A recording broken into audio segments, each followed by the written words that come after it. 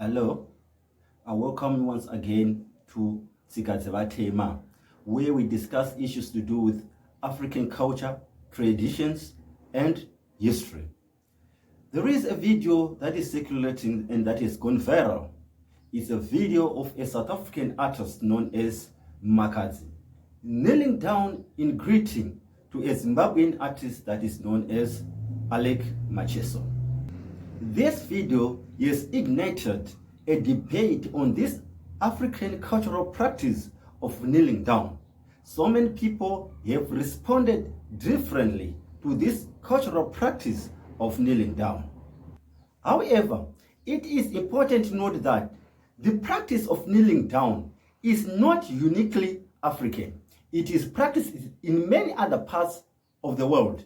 In Japan, they kneel down when they are drinking tea or eating.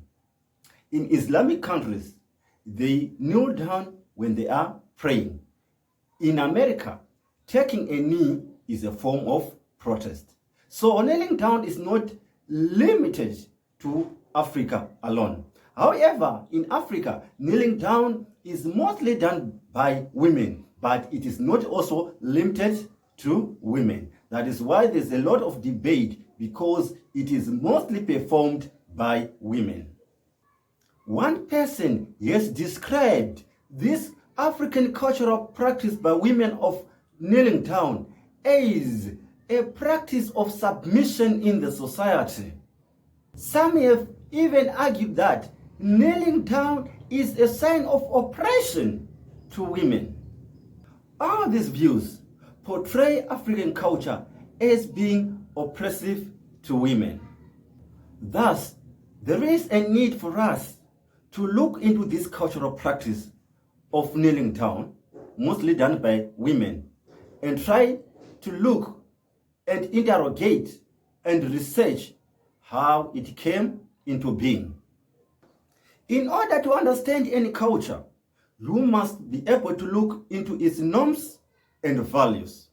Kneeling down is a cultural norm.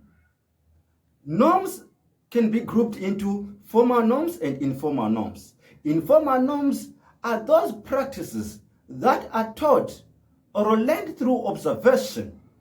E.g., someone might be taught how to use a fork, a spoon, a napkin. That is things that can be taught.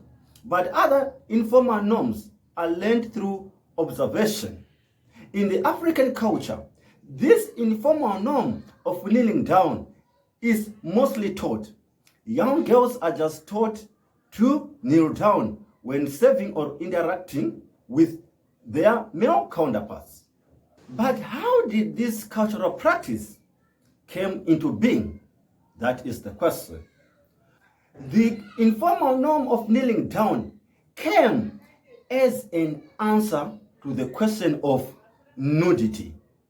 We all know that at one time, the whole world was confronted by this question of nudity. And the world, or different parts of the world, responded differently to this whole question.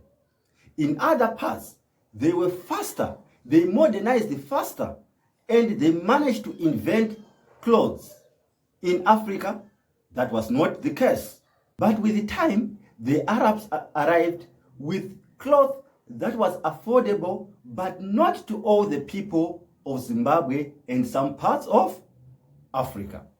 And I've already said that kneeling down was invented as an answer to nudity. I'm talking of that particular time when most people did not have the cloth to cover their nudity. What was the most natural manner in which a woman could talk to a man without being ashamed or trying to cover her own nudity? The most natural way for a woman to cover her nudity was just to kneel down. In that particular act of kneeling down, her most private areas would naturally get covered. That was an answer to the question of nudity. How can a woman talk to a man without being worried about your own nudity, without exposing your private areas to the male counterpart. The most natural manner or a way to do it was just to kneel down. As soon as a woman kneels down, your most private areas are automatically and naturally covered.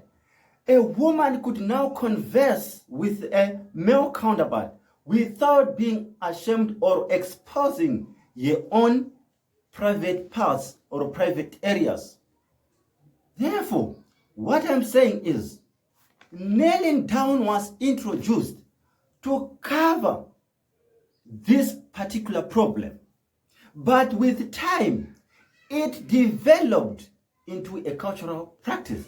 So a woman would approach a male and remain standing would expose your private areas to that man.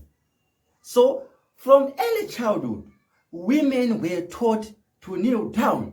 There is a connection between modernization and some cultural practices. That connection is there. The faster a society gets modernized, the faster it changes some of its own cultural practices.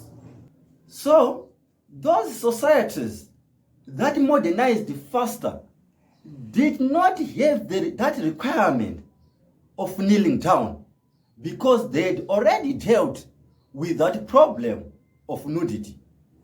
Thus, it is very clear why women were expected to kneel down when talking or when they are interacting with their male counterparts. Therefore, when the Arabs arrived with cheaper cloth, they found the cultural practice already there.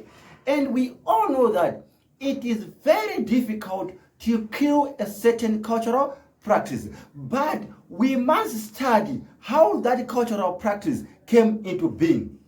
It is not only the Europeans who are ignorant of our cultural practice, even some Africans themselves, because a lot of noise is being made not by Europeans, it is being made by Africans who do not understand their own cultural practice. This is the legacy of colonialism. You know that colonialism came with cultural imperialism, and now we have got people who are very confused. They don't know whether they belong to the Europeans or they belong to the Africans. They do not know their own cultural standing. They do not know whether they want to be Europeans or whether they want to be Africans. They have been affected by cultural imperialism. They are a hybrid of cultural imperialism. So they tend not to see the truth about their own culture. They have been told that African culture is evil. They have been told that African culture is oppressive, and they see African culture as oppressive. These confused people, the products of cultural imperialism, are the ones who are making a lot of noise. Their question is, should we be practicing kneeling down today, or is something that is outdated? What I would say is, today, when you see a woman kneeling down, she is only saying to you, I am an African. I am a proud African woman. That is what the woman would be saying. So when we saw Makhadzi in greeting, kneeling down to Alec Macheso, what she was simply saying was, I am a proud African woman. That is the whole sentence. That is what she was saying. Someone might even choose to dance in a cultural manner. Someone might say that cultural dance is outdated. But what that person will be saying is, I am a proud African man or a proud African woman. So it's not about a certain cultural practice being outdated or not outdated. It is what that person will be trying to say. So Makhadzi was simply saying to the world, I am a proud African woman. And if someone does not say that, and if someone does not make sense of that, I do not compromise. Go hang. No one, and absolutely no one, can tell us to let go of our culture. If I feel like practicing my culture, it is my right. If someone do not want to practice African culture, fair and fine, but do not force us to live our own culture. Some of us, we won't.